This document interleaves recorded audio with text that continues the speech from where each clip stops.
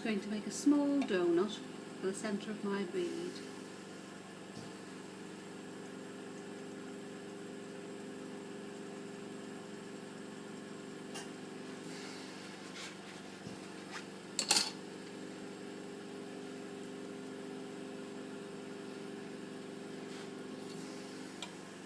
And I put a few little tiny dots of a darker yellow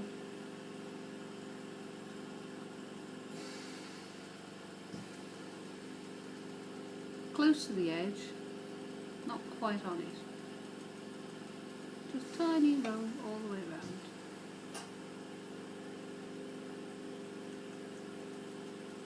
About 9 or 10 of them there.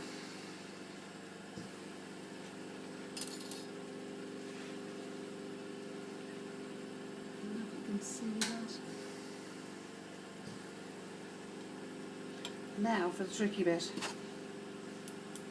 Heat the tongs that I'm going to pick the petals up with. Now the petals are on my hot plate. They're on number 5, which is the maximum. Now these petals, I need to heat them completely before I touch to the base bead. So I'm going to start off out in the outer parts of the flame. And it's not just a piece of glass that's going to stick to the small bead that needs to be hot. All of it needs to be hot, or it'll crack. Now my first one, I'm going to lay it so that the outer left, I'm right-handed, so the outer left-hand edge is, I'm not pressing it down, I'm taking it so that the right-hand side is pressed down. So you see, there's a slight lift there, that I can overlap the last petal in there, so they overlap nicely. Keep the base bead hot. The whole trick of this is keeping everything hot. It's very simple, it's just the temperature is your issue with this. I'm going to touch the second petal down, and then I'm just going to press the first and second petal slightly together, not completely, but just so they've got something to hang on to. And keep them moving nicely in the heat there. Third petal coming up now.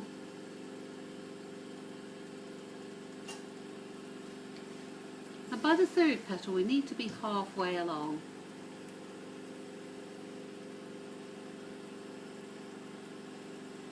So you see I'm halfway. Keep it really hot. This needs to be so hot that it's hot, but not hot enough to droop, but very close to it. And again, petal number 4.